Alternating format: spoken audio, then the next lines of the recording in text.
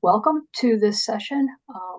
It came about because we were talking about what is most important in supervision, and Liz was talking about a training that she had never delivered before about peer or trauma-informed supervision, and it was about through the lens. And I kept thinking, well, it's sort of like Alice Through the Looking Glass. You'll see this trailer for the movie Alice Through the Looking Glass, and there's a trailer, but we're not going to play it. It just reminded me of the idea that when we go to trauma responsive supervision for people that are not used to the idea of working with trauma, it can really feel like dropping through a completely different dimension through the looking glass.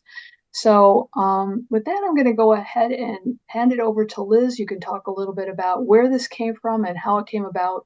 And later on, I'm going to talk a little bit more about a white paper that's in process. So this is going to be sort of like two presentations in one. And Liz is going to kick us off with the first presentation. Thanks so much, Rita. And feel free to jump in at any time if you have any comments as I'm going along. But hello, everyone. Thanks for having me, California. My name is Liz. In a prior role, just to give you a little background of what had me, and if you can go to the next slide, please, what led me to create this presentation. So I was a trainer in my last job for the Coalition for Behavioral Health, and I primarily trained. Let me stop for a second and back up. So I am someone with lived experience, and I identify as a peer, and I've been working in this field now for 25 years in 3 different states. I've worked in the state of Florida, I've worked in the state of New Jersey, and I've worked in New York. And of the time span that I've worked in this field, 23 of them has been as a person who has been out about my lived experience and identifying as a peer. But in the last role that I had, the last job, I was a trainer, and I trained primarily clinicians, social workers. On occasion, we'd get a nurse or two, sometimes a psychiatrist. That was pretty rare when that would happen, and some peer specialists on occasion on psychiatric rehabilitation and how to incorporate psych rehab principles into specific programs that we have here in New York. COVID happened, the pandemic happened, a year and a half into my role as a trainer, and something sort of materialized that, again, in all the years that I've been working in this field, I actually didn't think that I would ever see. And that was clinicians and social workers coming to our trainings. We, of course, pivoted to be providing virtual trainings, coming to the trainings and sort of disclosing their own trauma histories and, being very vulnerable and really transparent and being very willing to do that, which, I think many of you might agree that training around boundaries and so forth for people who are in, clinical roles is very specific. And this was just something that I didn't think that I would actually ever be able to be a part of. And I was actually sort of honored that people felt so comfortable coming to our trainings and sharing this information. But what started to materialize during that time was the way that agencies were sort of handling having to pivot suddenly to somewhat virtual work, and just the lack of trauma responsiveness from agencies and from supervisors, whether it was intentional or not, didn't matter. The way that it was landing and the way that it was impacting people was very real. And they were coming to our trainings and talking about that. And again, just being very transparent and vulnerable. And it sort of got me thinking about a training that might be helpful around that. I ended up leaving that job, though, and not ever presenting this. So Rita and I have sort of tinkered with it and modified it for you all. Again, thank you for allowing us to be here and share this with you. So the hope is, as an objective, if any of this lands for any of you and you're able to incorporate at least one principle of trauma responsiveness into your supervisory practice, that would be fantastic. And hopefully that will be something that you will take away from this training. Next slide, please. So I don't know if anyone here is familiar with the work of Sandra Bloom and her colleagues who created a series of books on the sanctuary model of trauma interventions. Destroying Sanctuary is the first book actually in the series. I found these to be very helpful. And this is just a quote from there because, again, I've worked in this field a long time, and most of the conversations around trauma have been around the person who's been receiving services and the individuals that, I don't use this word, but the system would refer to as the clients. And the focus has been on them. And this quote just sort of stuck with me as very, very relevant to talking about trauma supervision. Making the assumption that the client is the most volatile ingredient in these situations is often wishful thinking, because so much focus is placed on the person who's in services and not so much on the people who are delivering the services. And something that I feel really honored to be able to do is to sort of poke at that and say, can we have those conversations as well about the people who are delivering the services and what they bring to the table, and why so many people are drawn to do this work because of their own individual trauma experiences and histories. Next slide, please.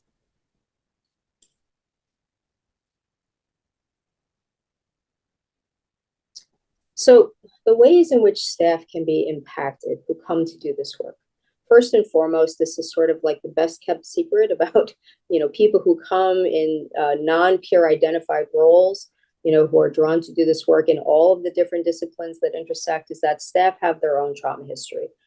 More often than not, once you start having a conversation about this, I cannot tell you how many people over the years have come to me, of course, never in a very public way, but at the end of a conference presentation or at the end of a workshop or at the end of some sort of a training, there would always be a line of the clinicians and social workers, et cetera, who would want to talk about their own histories, but didn't feel safe or comfortable talking about it in a very public way. So we don't have a tremendous amount of data on this because, not surprising, people don't disclose this information. But I think it's, again, just sort of well known that people are coming to the table and are drawn to do this work because of their own personal experiences. Then, of course, we have the other ways that trauma can be encountered, the secondary and vicarious trauma. There's, of course, collective trauma that happens to groups and communities. There's historic and intergenerational trauma that individuals experience. There's the trauma of racism and oppression. There's the re-traumatization that can happen. That happened to me very early on in my career before I had really been sort of out and disclosing my own personal history with trauma and mental health issues and substance use issues, doing the work. And some of the things that I was asked to do, particularly working in an inpatient unit, that re-traumatized the heck out of me. And I think this is a common occurrence for a lot of people as well, but we just don't talk about that readily. And also that work-related toxic stress that can happen. So there's just, and this is probably not an exhaustive list as well, but there's just so many ways in which staff can be impacted by the work that we do. Next slide.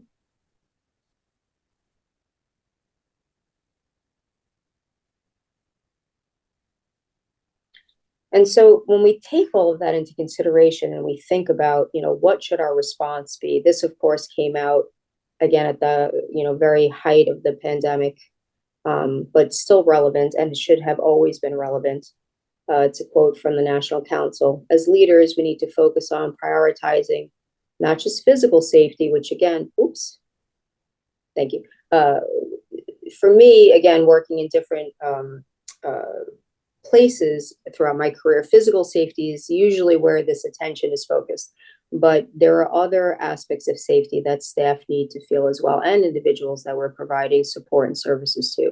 That emotional safety, that psychological safety, and every interaction and process. And this is, to me, really such a important charge that we should all be sort of looking at and embracing all the time, is what do we need to do to create safety in the places that we work for everyone. Next slide, please.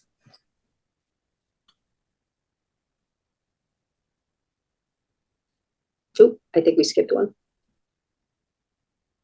Can we go back one?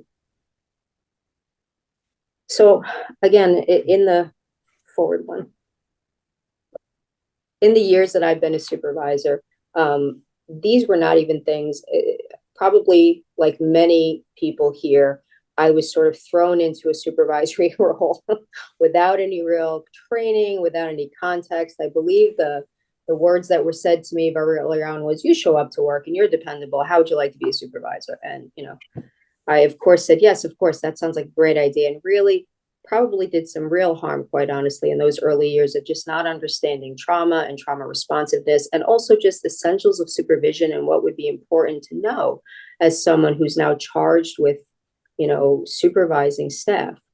But there are ways that we can promote safety during supervision that I've since come to recognize. And so I wanted to, Rita, I'm going to try to see if I can move this. Nope. There we go. Okay. I cannot see all of my slides, unfortunately, because I'm on an iPad. I've been having some tech issues and I cannot see the bottom, but I think I can guess what I had put there. So first and foremost is, if possible, try to set an intention together. what is it that we're hoping to accomplish by this session, and being very clear about that. Of course, as peers, we are receptive to that co-supervision model of what we can co-create together in this experience. Not everyone who works as a supervisor, is even familiar with this approach to things, but being able to set an intention together, I think, is a key piece to starting to promote that safety. Here's what we can expect. Another piece is being able to manage your energy as a supervisor. I remember, and still this happens, sometimes, where you can be going from situation to situation, meeting to meeting, crisis to crisis, without a lot of downtime. You don't have time for yourself necessarily, and you don't necessarily have that moment to regroup. But trying to take that time to do that, to be able to sit and pause and make sure that you are not reacting in that current supervisory session to whatever it was that happened before you came into that meeting with that individual. So just being able to be cognizant of that, recognizing it, and trying to, again, manage your energy. I have been on the receiving end over the years of supervisors who were yellers. And I can tell you, again, as someone who has a significant trauma history going all the way back to early childhood, that has been a huge issue for me. Now, my response to trauma is, which I tend to be a fighter rather than any of the other responses that people can have when they feel activated from a situation. That hasn't worked out well for me, as you can imagine, as a staff, to have a very visceral response to a supervisor who's been yelling at me. But it would have been so helpful from the beginning to have a supervisor who was able to manage their own frustration and not yell at me, not be retaliatory towards any feedback that I might have given, or really to any situation that was happening. So I feel like this is a really important one if we're wanting to be trauma responsive, is trying to not, there's a difference too between yelling in excitement and like being loud in excitement and directly yelling at your staff in response to something that they may have done or something that they may have said. And again, I wish I couldn't say this, but I've had supervisors in the past who just yelled. In fact, a couple of supervisors ago would berate us and, tell us that we were stupid and idiots and just really, really awful abusive stuff. So if at all possible, not doing that is a huge piece of being trauma responsive. If you can, take a moment, regroup, breathe, center yourself, whatever it is that works for you to sort of calm the nervous system down and just center yourself, find what that is and be able to engage in that.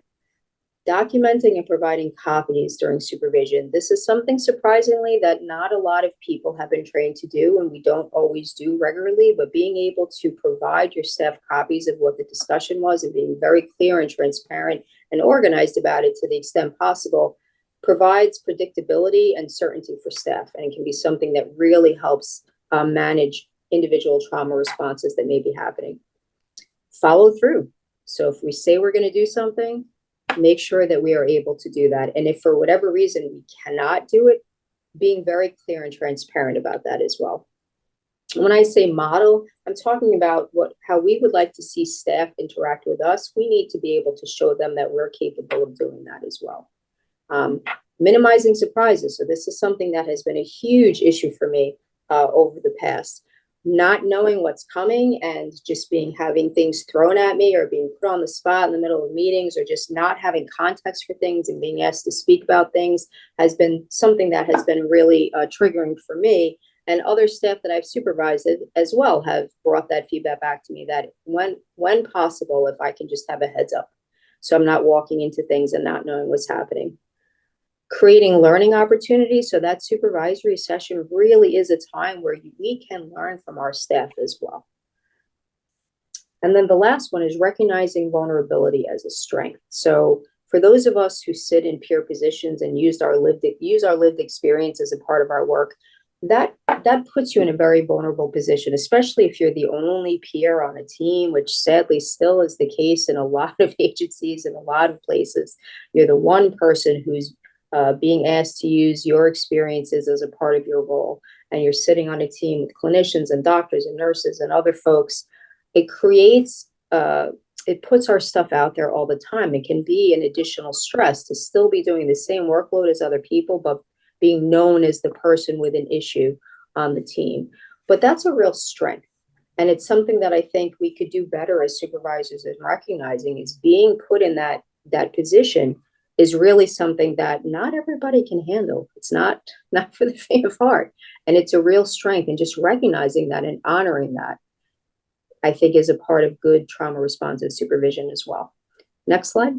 So Liz, we do have a question in the chat, and that Cameron is asking, do you have any supervision forms to fill out and share with employees? So I've made my own, quite honestly, because surprisingly, a lot of agencies don't have like a standard form that they use.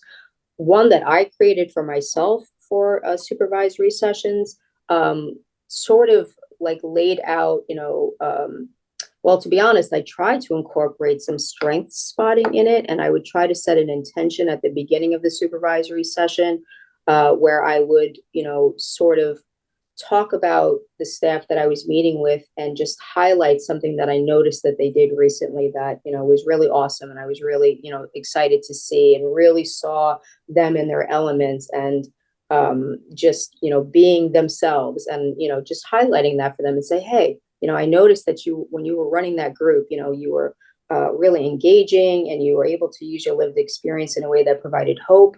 And you were just so spot on in the insights that you were providing folks. And, you really just had a way about you to engage folks. So I like to start off supervisory sessions that way, if possible.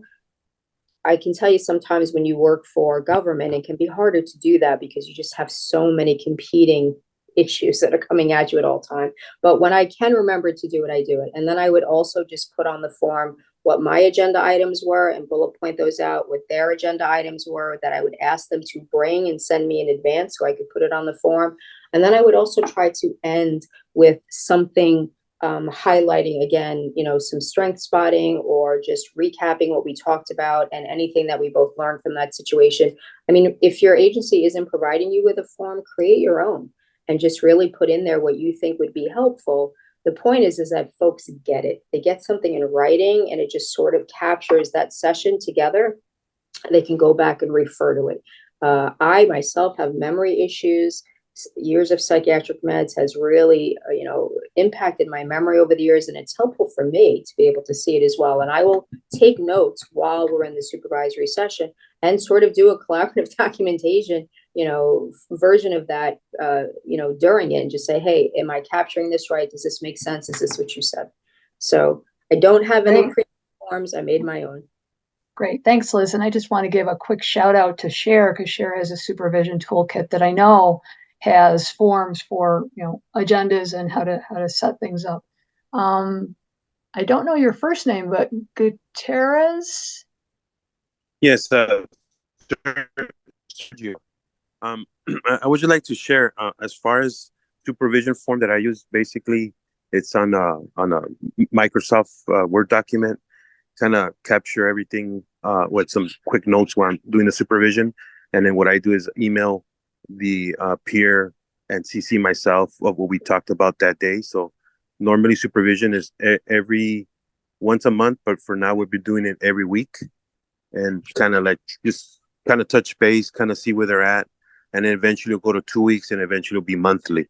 But it's a document that I keep myself. It's date stamp, time stamped. So we could always refer back to it, and I can print and I give a copy to them. I send an email to them and also print a copy as well. That's all. Thank you. Great. Yeah, that's great. OneNote, if people have access to that through Microsoft products, I use OneNote a lot to just capture notes, and then I just cut and paste them, put them in an email and send that to individuals as well. But I think the key piece is to just capture what was said and provide concrete, what are the next steps? What's the follow-up? Who's responsible for what?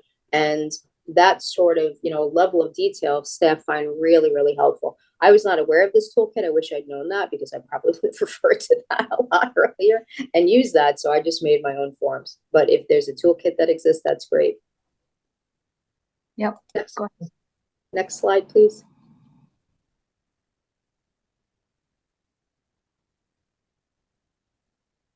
So I think we skipped one. There we go. So choice and voice, sort of the key foundational pieces of being trauma responsive. Whenever and as often as possible in all things, provide choice and voice to staff over the space that they may occupy in your office, over their time, over projects, over development issues. Just whenever it's possible, giving our staff the opportunity to have choice and voice is really essential to being a trauma responsive supervisor. And again, being clear about what you can and cannot do. So, you know, I currently right now oversee 9 staff. And, you know, as you can imagine, there can be a lot of asks in any given day, lots of emails. Can I do this? What do you think about this? Is this okay? Would this be possible?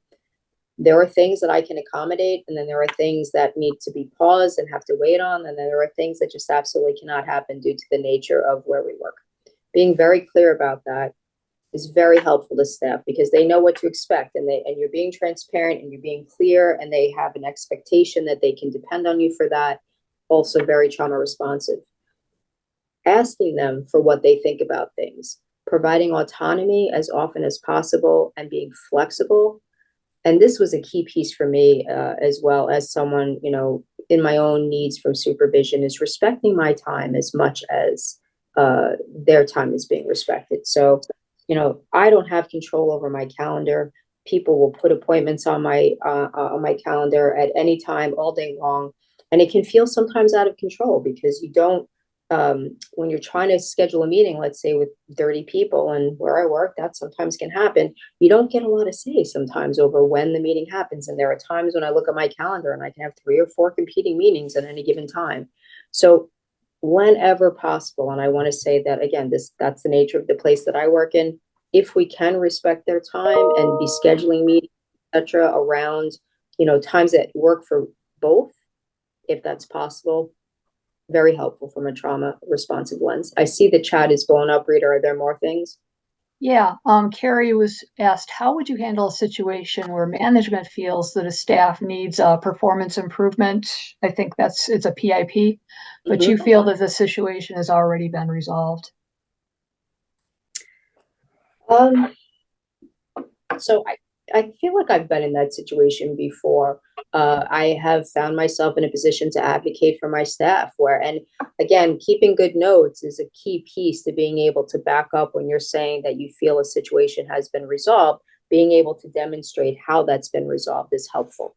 You know, that to me, I think, is the key piece, is just keeping that good documentation, dates, times, when conversations have happened, what the outcome was, what their feedback was around it, what your feedback was, next step, etc. Those things can be very helpful for management, for HR departments. Excuse me, HR departments usually want to see that type of evidence, you know, so that they know whether or not next steps need to be taken. But I think also it's a negotiation with your management then, you know, and you basically having to demonstrate, here's how this was handled, and it was effectively handled. Thank you. Next slide. Collaboration. So this is a key piece, again, of being trauma responsive as well. Trying to minimize, so from peer perspectives, we are always seeking to minimize power and control. We're coming from that place of mutuality. We're trying to not have that power over as much as possible. Reality is, though, when you're in a supervisory role, there is a power dynamic that's happening. You know, you're being paid to be a supervisor. So that is just automatically going to put you in a power differential. But whenever and as often to the extent possible, trying to minimize that, very helpful from a trauma perspective. Also having an ongoing assessment of whether you and your staff are both moving towards the same goals. Having those check-ins and saying, hey, I'm perceiving in this way, and I believe that we were moving in this direction. What's your take on that? Does this sound right to you? Is this registering? Does this track for you? And making sure that you're both moving towards the same goals. That's one of the reasons why things like work plans can be so helpful, and checking in on those work plans, you know, sort of regularly, so that staff aren't surprised if there's something, you know, in a review time where, you know, you're having a conversation with them suddenly that they didn't know that they weren't doing well. So making sure that you're always having that ongoing assessment, you know, looking at those work plans, if you don't have them, creating work plans and just reviewing them together. Be very supportive of professional development and training. Something that I've discovered, at least in the state of New York, is that a lot of agencies do not allow their peer specialists, their family advocates, their youth advocates, and other peer staff to get out and go attend trainings and go to conferences and have that networking and, have that professional development and continue to cultivate the craft of being a peer. They don't allow them that. So supporting that as often as possible, very helpful. Recognizing individual character strengths and highlighting them. So oftentimes as supervisors, we will look at strengths as the things that they do well. What I'm suggesting that we do in terms of character strengths is who are they as people and what brought them to want to do this work, and sort of highlighting those things as well. If someone is a particularly empathetic person, being able to comment to that. If someone is really good at engaging someone, if someone just embodies peer values and, is constantly using them, if someone is, my head is like a jumbled mess of all the different character strengths that someone can have, but seeing past just the tasks they do well and recognizing who they are as people and what drew them to want to do this work and highlighting that for them. It can be really easy to forget who we are as people. We can get lost in this work very easily. It's constant need, constant issues, constant demands being placed on us. Who are we as people? It's not a bad thing to remember that. Engaging in that mutual listening, so making sure that your staff know that you are able to hear them, that you hear their feedback, that you hear the issues that they're having, that you hear what their questions are, and just really demonstrating for them that you are doing that as a supervisor and that it isn't just one way with you telling them all the things that they need to be doing. And then also treating your staff as the experts in what they know.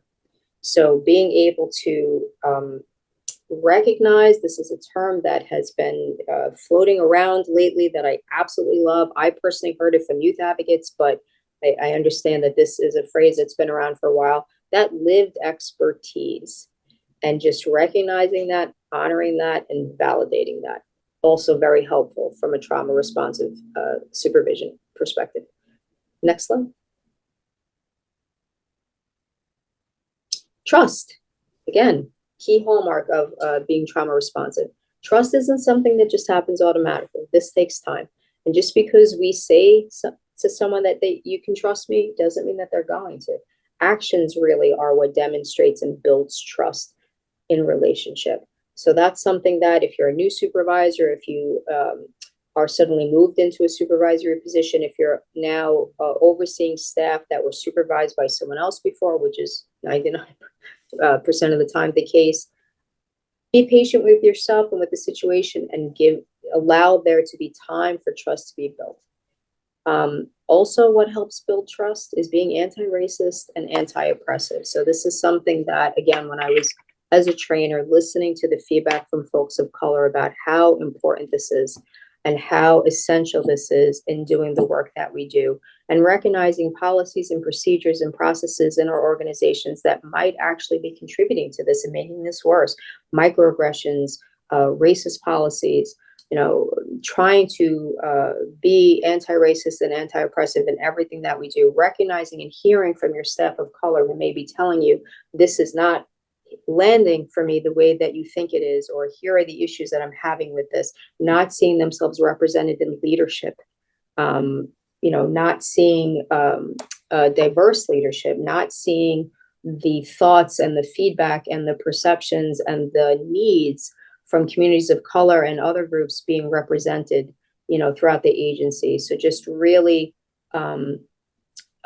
advocating for that in the places that we work. And trust is really built through, again, relationship building, which is sort of the bread and butter of what those of us doing peer work do. It's all based on that relationship, being authentic, being honest, working in a collaborative fashion, and again, encouraging and promoting choice and safety for our staff. And staff need to trust you as much as you need to trust them. So I had to say this repeatedly because, not surprisingly, in the capitalist system that we all work in during COVID, agencies were very worried that people weren't working when they had to pivot to doing remote work. And how do we keep track of them? And how do we hold them accountable? And they're not working. We were asked to come and do trainings on this about holding staff accountable. And they were looking at the height of the pandemic to fire people because they didn't believe that they were working and doing what they said that they were doing. And I just had to remind folks, again, not just because we were in a pandemic, but just generally, staff need to trust you as much as you need to trust them. And that is a key point that I think is often forgotten by leadership in any agency. So it's a point worth mentioning over and over and over again. This is a relationship that goes both ways. Next slide, please. So I'll just want to jump in with the chat. So 𝗣𝗿𝗲𝗀𝘀𝗲𝗄 said you approach your team in a humanistic manner, and she said, I love this presentation. So that's an example of strength spotting, which you're going to talk about in a little bit. And then Jules said a crucial point, which you were talking about, a crucial point, especially when there are issues around culture and identity in relationships between the supervisor and the peers. So trust and all of those, making sure that the relationship is prime. So thanks, Liz. Yes. And I'm so glad that this is landing. That actually means a lot. So thank you for that as well. And I appreciate, Rita, thank you for reading the comments and just the feedback you all are giving.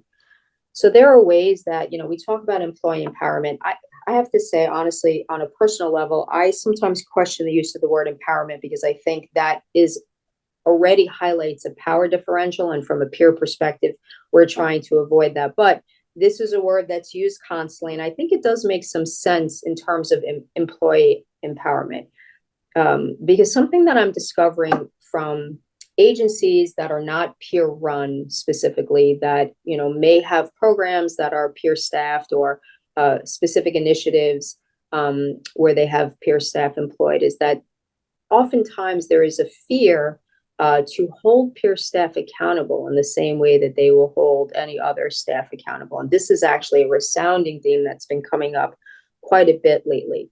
And some of the ways that we can actually empower staff is to really have high expectations concerning their performance. And that's for all staff. We shouldn't be asking the peer staff to function in a way that's different from anyone else in terms of what the expectations are.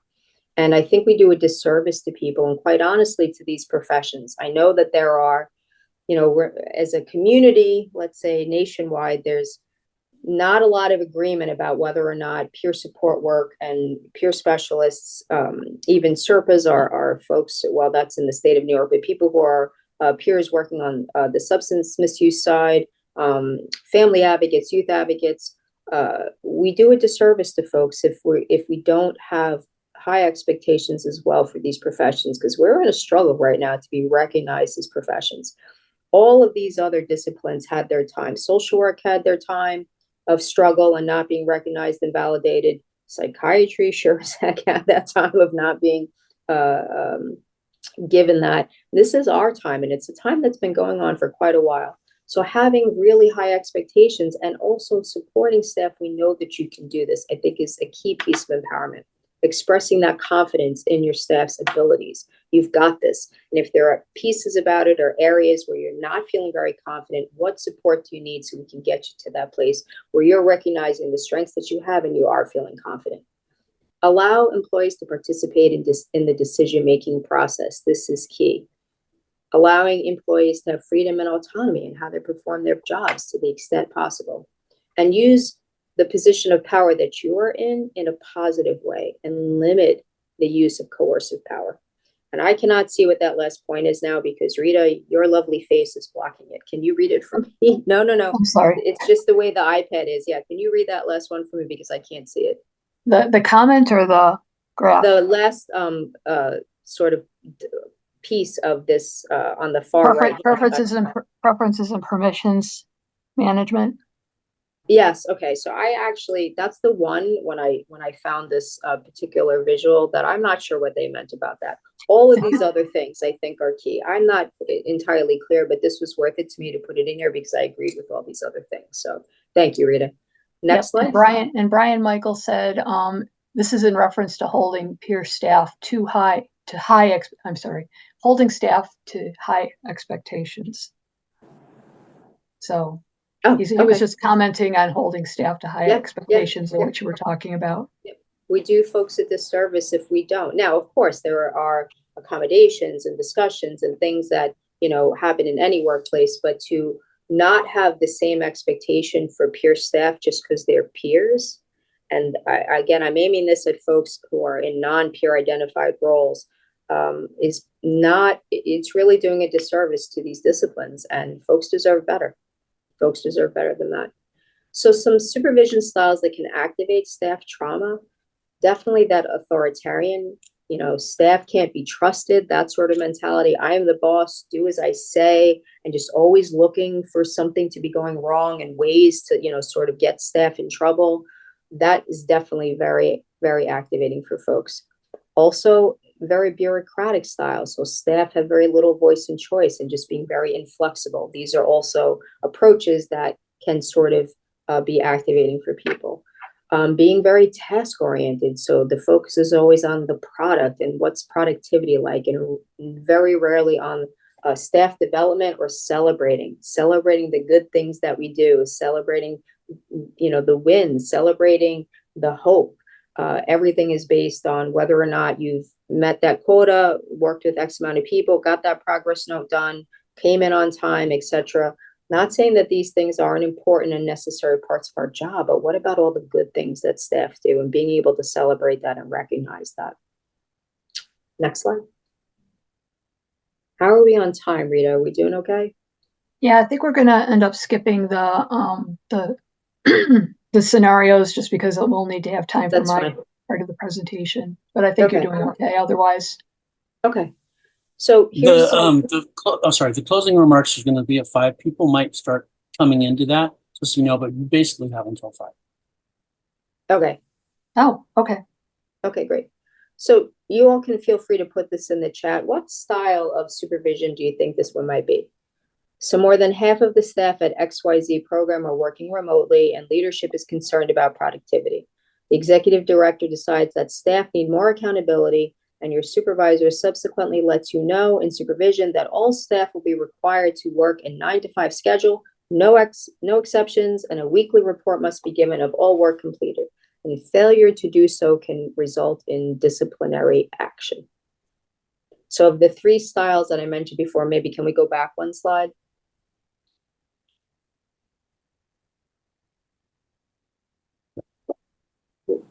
Which style, the scenario that I just described, do you think that might be? We've got an authoritarian in the chat. Mm-hmm. Bureaucratic. Yep. Yep. Bureaucratic. Other responses to the scenario? Sounds very rigid, very structured. Yeah, very rigid, very structured. I personally think it's all 3 of these. I think all 3 of these are represented there. Very rigid, very task-oriented. Everything's focused on productivity, very little voice and choice. Supervisor is just sort of dictating to you what needs to happen. There's no wiggle room around it. And it's basically sending the message that staff can't be trusted. So I wanted to jump in here about a conversation you and I had while you were preparing this, and that is that supervision can be very traumatic for people. So coming to supervision, even if the person is trying to be a good supervisor, can still be triggering. People can just really get thrown back into really bad examples of supervision. So supervision itself, you have to go above and beyond sometimes to regain that trust and allow people to know that you are trustworthy as a supervisor. Yep. And this puts the supervisor in a terrible position because chances are the supervisor isn't wanting to relay the information like that. So it's coming like this from above them. And then they're put in this position where they're having to relay information. So if you do work for an organization that's like that, and I have, again, how you relay this information also can sort of help mitigate that, we're all sort of dealing with this focus from our agency, and, we're all being given mandates like this. How can we still do the good work that we do and keep our values intact, even when we are having to work in an environment like that? And then, if possible, and I recognize it's not always possible, depending on where you work, being able to have some of those honest conversations with leadership above you. And some leadership is receptive to that and some is not. Quite honestly, if I have to work for an organization that is constantly in these 3 stages in how they're treating their employees, I would start looking for another job because I would just be constantly triggered. I would be coming with trauma responses all the time and then having to fight on the job to manage those, which is going to take away from my ability to actually focus on the work that I came there to do. And I think And I think you're answering exactly what Jerry was saying. When the task is coming from the powers that be, what's the supervisor to do? And you were just answering that beautifully. And then also Brian said, this may be needed if the truth is staff is not producing work when they're being paid to work remotely. So there's, there's both ends of that spectrum. Yep. So it may be that these rules have to be enforced. Yeah. Yep. And sadly, there are sometimes staff who will do that. I've had folks like that on teams that I've supervised as well, where all it takes is one person who, in fact, I once had a peer specialist. This was many years ago. Say they were constantly late to the work and not showing up, and just kind of doing what they wanted to do, and didn't feel that the sort of organizational structure applied to them, and called us to come and advocate for them. And when I did a little digging, found out like they just weren't showing up for work and sort of disappearing all day long, and they didn't feel that they had to because they were a peer specialist. And that was a very uncomfortable but needed conversation to have of what in the world would make you think just because you're a peer specialist that you didn't have to show up to the job you were being paid to do. So yeah, sometimes that can happen on the other side. Absolutely. Okay. I think 𝗼𝗏𝗏 was just making a comment, 2-week notice submitted. So I don't know if that's actual or that's just a comment on what you do in that situation.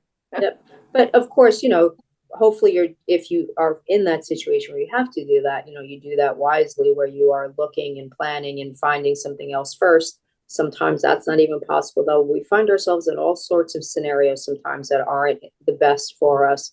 But I've walked away from jobs and, been pretty broke and not in a good place for a while because it just reached a tipping point for me where I just couldn't do it anymore. I couldn't take the environment that I was working in. It was damaging to my soul.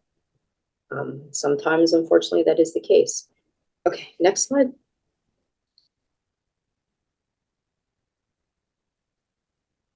So what are some alternatives, some key approaches? Definitely trying to be strengths-based in the way that we treat our staff. Supportive supervision. I know, Rita, in the work that you do with Jonathan and with Joanne and Gita, supportive supervision is a big piece of the model that you all are promoting, that collaborative supervision as well, not just administrative supervision, which sadly most supervisors find themselves having to reinforce that constantly, and we forget about these other aspects that are needed as well. Sort of having that mentoring, if possible, of demonstrating.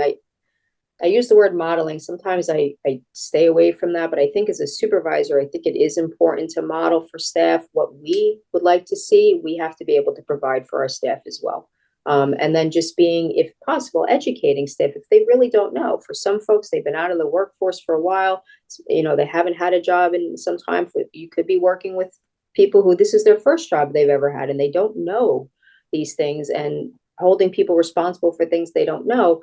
It's on the supervisor to educate folks, and again, to provide that mentoring.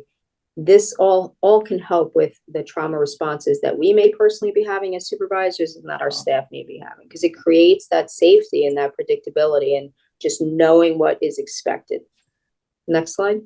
And I'd like to throw in, Patty mentioned about self-assessments can minimize that trauma when somebody can self-assess, and then you can, kind of give them feedback on what they already know or need to know a little more about. I thought that was great. And PeerTAC, you have a great self-assessment that you all created for agencies around, whether or not the agency is ready to work with peers. But I think supervisory self-assessments as well are really, really key. Always be looking at ourselves. Is there anything I could be doing better? Where am I at? Where am I at personally that I may need to be attending to and taking care of so that I show up in the workplace ready, and fully present from the people that I work with. So when we're looking at being strengths-based, moving beyond recognition of skills, although that is important to really, again, looking at the person that they are, cultivating those traits that allow staff to flourish and thrive in the workplace, recognizing character strengths, that allows staff to feel a part of something bigger than themselves, being recognized and valued and being able to express who they are. Do they love to learn? Are they natural leaders? There are people who are in leadership roles, and then there are people who just exemplify leadership. Are they good at working as a part of a team? Are they fair in how they approach situations? Do they bring a sense of humor to the work? Are they someone who sees the lighter side of things? Do they use good judgment and the lens in which they look through, using prudence and how they approach things. These are all great character strengths that we hardly ever pay attention to because we're more focused on whether or not staff get a proper done in time. So celebrate who we are as people. There's a reason why we do this work. Next slide. I wanted to jump in with Jules again. He said, do you think sometimes a peer support specialist not doing their job could be a trauma response to feeling overwhelmed, under-supported, and being handed a caseload that is unrealistic? They say they've seen that in a lot of places. Yep, 100%. I just had a conversation with some people from a particular program that we have here in New York where they were talking about caseloads of 30, 40 people. And I said, you realize that the key to peer work is relationship building. And if you're not giving people the time to build that relationship, if you're loading up how many folks that they work with so that they really don't have time to develop and cultivate that, we're sort of missing the point of the beauty of peer work. That's just case management then. Like that's not that peers can't do case management, but the essence of what we do is based on that relationship. So when I talked before about strength spotting, this is actually an easy thing to do as a supervisor. First, take a look at the strength that you notice. What did you observe? So one of the things that I love about Rita is how knowledgeable she is and her love of learning. I've learned so much from her and everything that she shared with me over the years, and just her constant, the way that you grow in your own expertise, Rita, has always been impressive to me. So if I was your supervisor, that would be something that I want to highlight, of how impressed I am on how you use your love of learning to impart and pay that forward to the people that you're engaging in trainings. So I would give an explanation. Rita, I saw you use your love of learning in the training that you just did.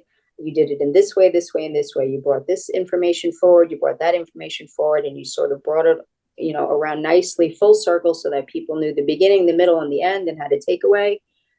And I just really appreciate that about you.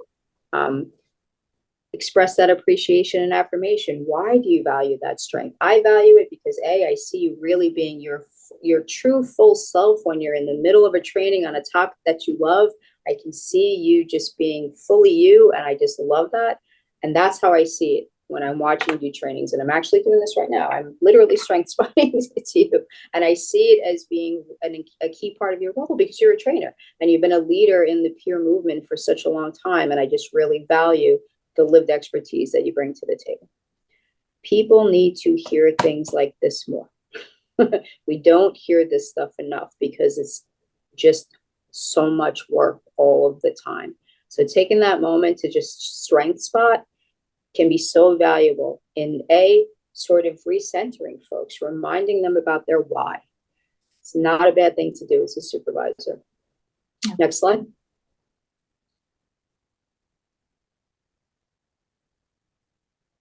Collaborative and supportive, I don't know how I mishmashed those words together. Supportive and collaborative supervision does not excuse behavior, but it seeks to understand it. So for the folks who are saying, what about people who aren't doing their job? So we're not looking to excuse that behavior, but there may be reasons why some of that behavior may be happening. And it's as supervisors, it's on us to try to find out what that is and how can we then support someone to hopefully turn that behavior around. It's about that shared power. Again, you're a supervisor. It's already built in that there is a power differential, but sharing power as often as possible with staff. Accountability without retribution. Listening and affirming without enabling or crossing boundaries, and then working jointly to problem solve. We see that this is an issue. What do you think you might do to sort of turn this around? And sort of empowering staff to figure out their own solutions to things rather than us just constantly dictating to them, this is what you need to do to fix this. Now, if staff ask for that and they find that helpful, that's a different situation, but automatically assuming that that's what is needed, we may not be giving staff enough credit to be able to figure out solutions to things themselves. So Brian asked, sorry. Oh, no, go ahead.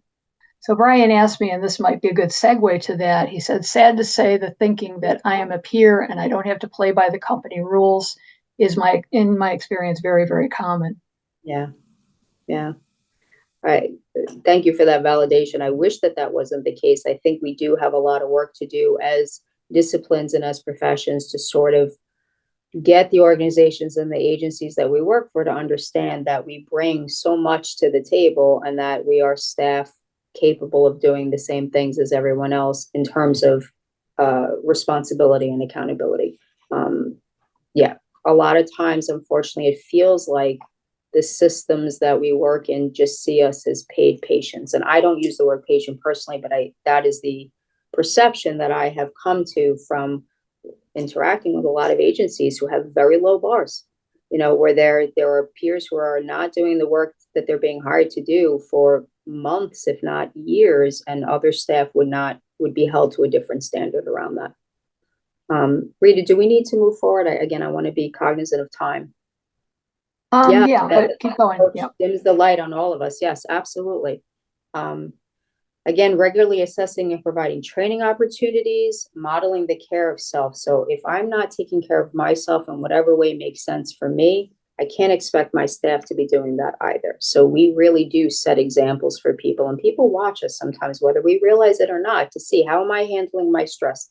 How am I handling my workload? How am I handling, the different power differentials that go on in the organizations that we work in? And again, just trying to focus on emotional and psychological safety. And that's for all staff. It doesn't matter what your role is. We need to be able to create that for all staff in the organizations where we work. It matters because so many people, again, come to do this work because of personal lived experience. Maybe they're not an identified peer role, but they still have those experiences. And being able to honor that and understand that is key for everyone in an organization. And then do as I do, not as I say. And again, I can't see, is there a word after that, Rita? Nope, that's it. Okay. That's it. Yeah. So again, it's actions speak louder than words. You have to be able to demonstrate for your staff what the standard is. If we're not doing it, it is sometimes difficult to ask staff to also do it when they see a double standard happening. When they see leadership leaving early and not putting that time on their timesheets, when they see leadership having trauma responses and not at least having some recognition or coming back afterwards and saying, I had a moment, or it was something that I try to do when I find myself being activated by something. I try to stop myself as I feel myself gearing up and say, you know what, I think I might be having a trauma response, and it actually has nothing to do with what's happening right now. Would you mind giving me a minute? And I go into my office or wherever I can go and take a moment and say, right, this has nothing to do with that situation that just happened. And I was about to actually impact my staff because I wasn't monitoring what my own reactions were to things. So we have to be the ones to demonstrate it for staff. Next slide.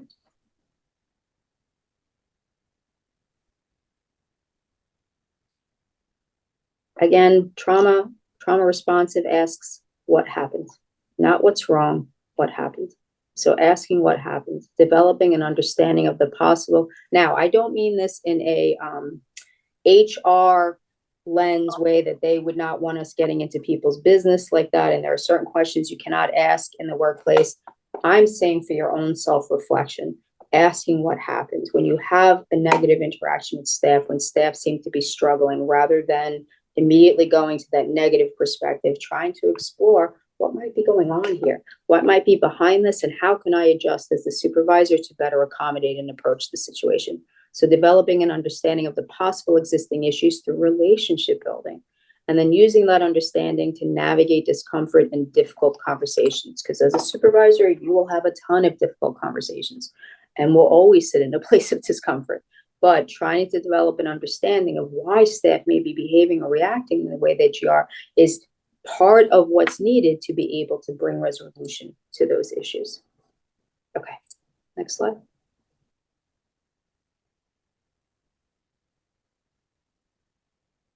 I spoke about this earlier, being anti-racist and coming to supervision with cultural humility.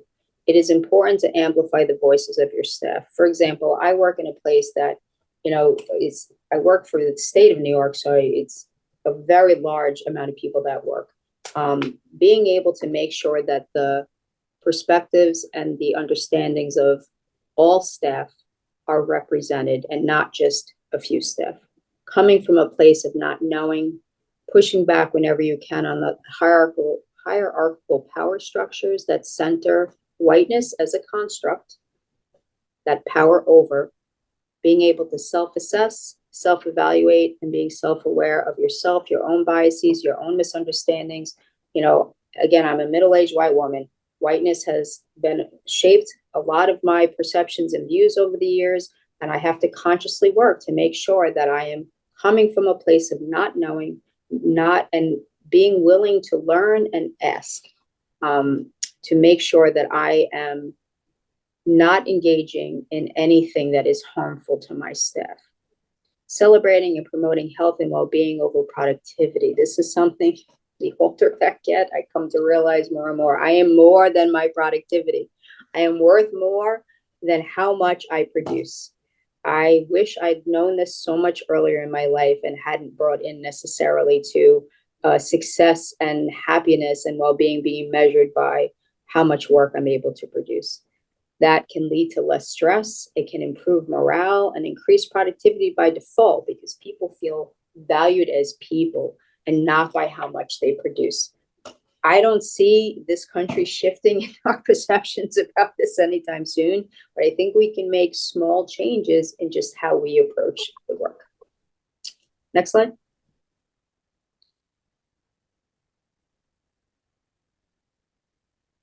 Okay, I think we're going to skip this. Rita. Okay, I do want to just cover this one this was a huge source of anxiety for me. This is a vignette that I put in here that really resonated with me even as I was typing it. So the executive director has asked to speak with you, telling you in an email they have some concerns they want to address with you. She sets up a Zoom call for 4:30 p.m. on a Friday afternoon, and you received this email Tuesday. No other details were provided, and no one on the team has any information. You deal with anxiety and have a trauma history of your own, experiences that led you to want to work in this field. However, these aspects of your life are not known to your team, with the exception of one colleague who also shares a similar history. So uncertainty and ambiguity create a great deal of stress for you, but as a supervisor yourself, you feel that it is your role to just handle it. Not knowing what has happened to require that email and dealing with the additional stresses of trying to supervise a team. Again, this was during COVID.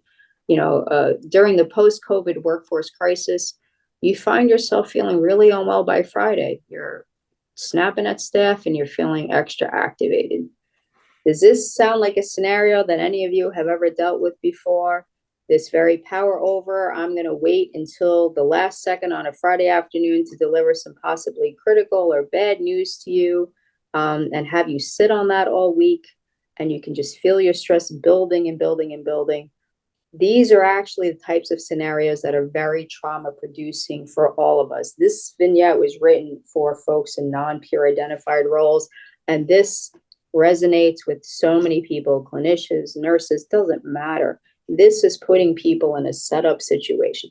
And it is very power over, and it is causing people to sit in an anxiety of not knowing what in the world is happening. What are they going to say to me, and waiting to the last minute on a Friday afternoon. But this is a common thing that so many of us deal with in the workplace. This is a good example of a non-trauma responsive organization and a non-trauma responsive way to approach the work that we do. So I just wanted to highlight that. And if this is something any of you have dealt with, I sincerely apologize. I see you, I hear you, and I am sorry for that. Next slide, Rita. I think we're returning this over to you now. Yeah, I think we might need to, people will get these slides, right? So they have this to go back to. Okay, yeah, I think just for the sake of time, I want to give it over to Rita.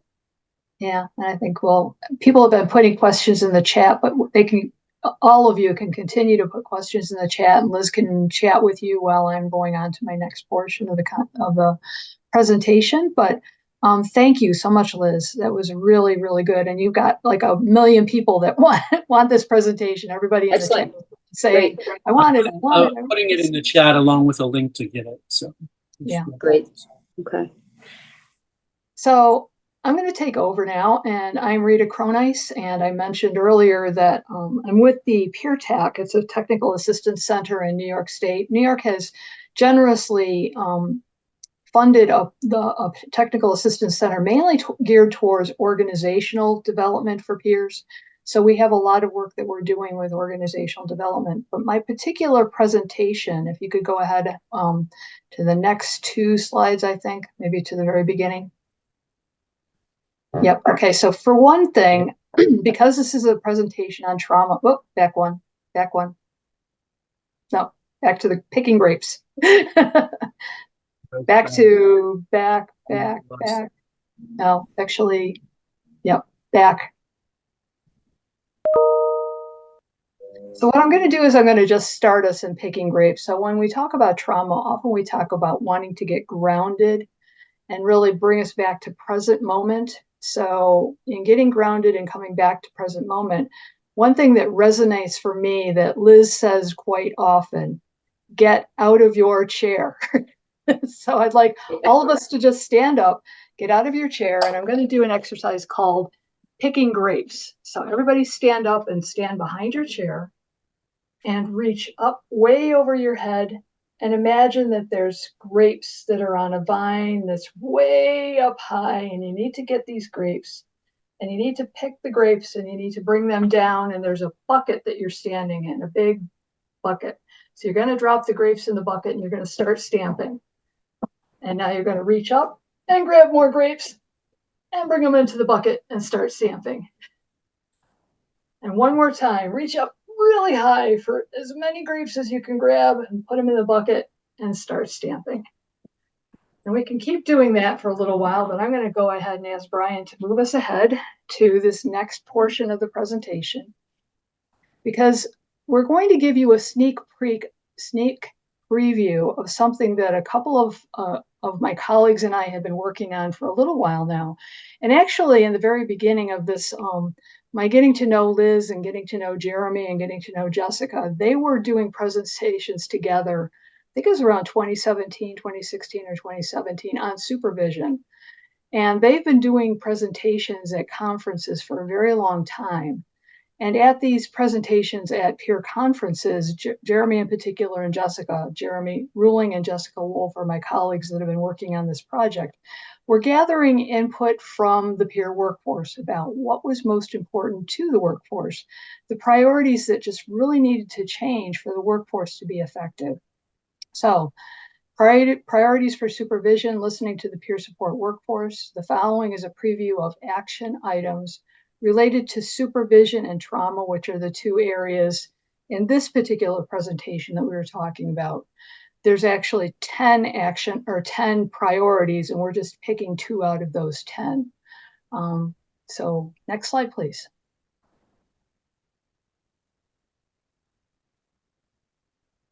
So again, from the top 10 priorities, the 2 that I've chosen for this particular workshop to just share a little inkling of what we're doing, we're writing a white paper that's based on the top 10 priorities of the peer support workforce. Priority number 7 is to assure that all peer specialists are supervised by a person who either identifies as a peer themselves or has extensive training in peer values and practices. So that's one of them on supervision. And number 8 is to provide trauma-informed workplaces as well as trauma-informed services. So as we went around the country, and this has been going on for about 3 or 4 years now, where we were asking about and kind of bringing it together as far as the themes that we were seeing, and Jeremy and Jessica really did the lion's share of creating this top 10 list. And then we took it back out to the workforce in the last year saying, okay, we've got these priorities. What the heck can we do about it? So next slide. So we started asking the peers, what can I as a peer do about these top 10 priorities? And we also said, what can our employers do? What can our supervisors do? And what can our policymakers and funders do? So this is just a breakdown of what the peer specialists themselves, the peer workforce themselves are saying about these priority areas. What can we do? So go ahead to the next slide. So the first one is about peer-informed supervision. Next slide. And this is breaking down by the 4 areas. So what can policymakers and funders do in the area of peer-informed supervision? So they said, well, you can require a supervision certification and ensure the training for supervisor for supervision certification is created and delivered by experienced peer specialists, preferably the ones that have been creating the certifications for the peers themselves. Funding regional, state, and national networks for supervisors to regularly meet with other supervisors. Continue to fund technical assistance centers as resources for supervisors. That's self-serving for me. Fund research on best practices for supervisors. Offer ways for peer specialists to receive college credit for relevant lived experience, and create an exchange program for supervisors to trade places with other supervisors in order to learn how supervision is being done in other areas. So that was just one area, what policymakers can do. Next slide. Again, under peer-informed supervision, what can employers do? So commit to hiring or advancing supervisors with prior experience as peer specialists. That seems kind of obvious. Require current non-peer supervisors to complete the same training as the peer specialists. Contract with peer-run organizations for supervision. Create a succession plan for peer specialists to take on roles that were previously done by non-peer supervisors. Establish a peer-run division within the organization. Provide incentives for non-peer supervisors to attend peer conferences so that they can learn from peers. Create a work environment that is safe for clinicians to disclose their own lived experiences without negative career consequences. And all of these are things that we could have long, wonderful discussions, and hope we will once we're ready to. We're really getting close to being able to release this white paper. But I just really wanted to give you a sneak peek at what the peer specialists have been saying about these priority areas. Next slide. So under peer-informed supervision, what can supervisors do? So appreciate the opportunity to work with peer specialists and not view it as extra work. This is what I call the I get to as opposed to I got to. You know, I get to work with the peers and get excited about that and have the peers be able to understand that you really care about the work that they do. Develop a handbook for getting the most from supervision. So that comes back to, we were talking in the earlier presentation about, you know, what kinds of tools can you use in supervision to help make it easier for everybody? Creating agendas and things like that. Create a network for supervisors to regularly meet with other supervisors. Seek feedback from experienced peer professionals on essential skills for peers to take on a supervisory role. Work with peer specialist staff to create supervision co-reflection practices, and gather stories from peer specialists to share hopeful messages. And next slide.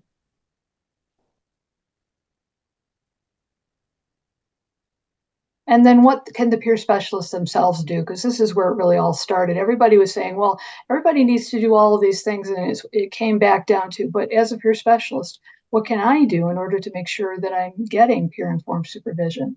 So invite supervisors to share relevant aspects of their own lived experience. Ask what is most important to and for the supervisor during co-reflection supervision. Use supervision as an opportunity for sharing values and practical approaches to peer specialist competencies, and ask the supervisor and non-peer staff to shadow what the peer specialists do on the job.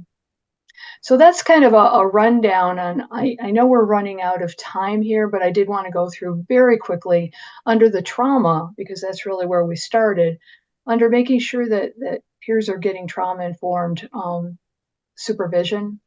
So go to the next slide. So trauma-informed workplaces. How do we create trauma-informed workplaces? Next slide. So what policymakers and funders can do: create feedback sessions that give equal power and opportunity for all to share their ideas. Make public meetings safe spaces for marginalized communities to have leadership roles. Invite those in marginalized communities to create training on trauma-informed culturally responsive practices. Provide model policies for returning to work regardless of the cause, personal or family leave. Create performance indicators to be able to measure how well culturally responsive trauma-informed services and supervision are being implemented. Next slide. So what can the employers do? Recognize trauma is about power and control dynamic, or power and power dynamics. Create safe and comfortable spaces for members of marginalized communities and trauma survivors. Train all staff to be culturally aware, trauma aware, and culturally responsive. support trauma recovery for all staff, not just the peer staff, address toxic or hostile work environments, and then seek feedback on how well leadership messages about the organization's culture actually match the actual practice within the organization. Next slide. Such great tips, Rita. Yep. Well, this all came from the peer workforce. This all really came from them. So trauma-informed workplaces, what supervisors can do: be aware that some, but not all, peer specialists are trauma-informed. Recognize that being trauma-informed and achieving workplace wellness are very closely linked. Create visual reminders for all staff to ask what happened instead of what's wrong with you. Discuss how generational trauma impacts individuals and the whole team. Recognize that belonging is different than being included. Offer staff paid time off after high stress or traumatic work situations, and don't require staff to use PTO, personal time off, or self-care after extremely stressful situations. Next slide.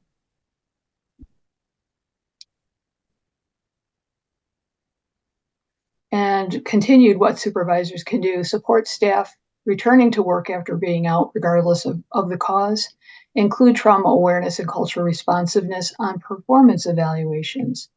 Educate all staff how peer specialists can and often are re-traumatized by their work. And that goes back to what we talked about, when supervision itself can be traumatizing for people that have been through traumatic supervision. So it really can take an extra effort to build that trust and know that the supervisor is trustworthy too. Teaching peer staff how to avoid being re-traumatized when sharing their own stories or hearing other stories. And finally, what can peer specialists do? Next slide. Believe that real change starts from within. Acknowledge that trauma healing first occurs at the individual level. Pay attention to your own use of trauma-focused and trauma-aware language, and asking what happened, not what's wrong. Use strength-based, culturally responsive approaches, particularly with BIPOC and LGBTQ communities. Talk with those from marginalized communities about their experience of receiving or not receiving trauma-informed, culturally responsive peer services. And when necessary, remove yourself from traumatizing situations for personal wellness and self-care. Next slide. So going back to the objective that we started with for this session, to be able to incorporate at least one principle of trauma responsiveness into your supervisory practice. And you can, if you want to, if you have a little bit of time, just chat in one thing that you can take away from today and implement. And next slide.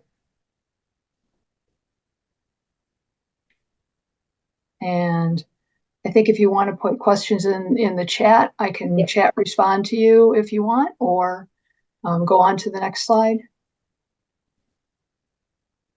We had some good comments in the chat too, Rita. I just wanted you to be able to get through the slides, so I wasn't stopping in the midst of.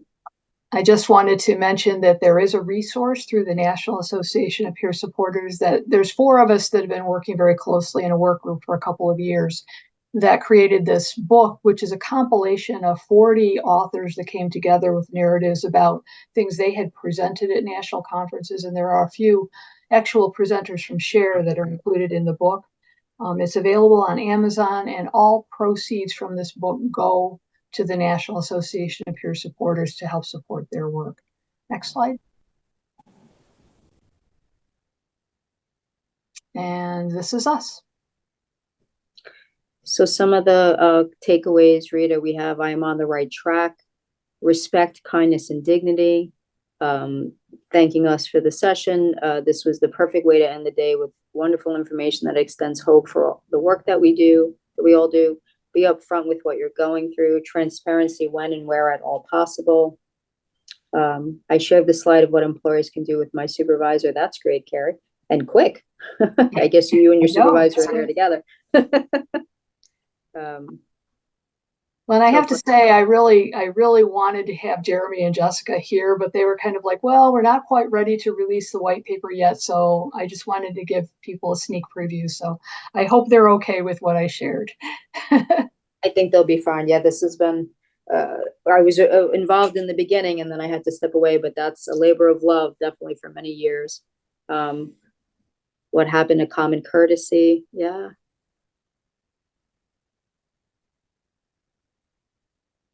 We're very grateful that you all got something out of this. This is a work in progress too, because I think it's amazing that for, you know, professions that are supposed to be geared around helping folks, we can do so much damage to the people that are actually doing the work and not even realizing it. So I think that, you know, just recognizing, respecting, acknowledging that most folks are coming to this work with some sort of trauma histories, and then maybe experiencing trauma through the supervision, through the work that we're doing, you know, from bearing witness to other people's struggles over and over and over again. You know, it can be something as you know, very plain as that. We really have to take care of ourselves and support each other, and just be mindful of how we're interacting with each other, regardless of what our role is. That to me, that has been helpful to me over the years in supervisors that I've had who've been able to recognize that. And Rita, to your one point about creating safe spaces for people in non-identified peer roles, I can share that I run a group within the Office of Mental Health for people in non-peer identified roles who come from all the different disciplines, who have their own lived experience in some way. And it has been a interesting experience. We've created a safe space where people can be vulnerable and share, not necessarily the intimate details of their experiences, but just what it's like to be in these other roles and have this lived experience and not be able to talk about it with anyone is taking a toll on our colleagues who are doing this work as well. In many ways, as peers, we have freedom because we're out and they don't. And the toll it takes is real. So it's just something for us to think about. So thanks so much, Liz. And thank you, Brian, for all of your assistance with technology and keeping us rolling and on track. And I know we need to kind of exit stage right to let the celebration begin. So thank you all for being here. Thank you, Liz, I'm so glad we got to collaborate on this. It's been quite a while. So Rita. Yes, I enjoyed it. And thank you all. Enjoy the rest. Thank you, ladies. Great, great, great.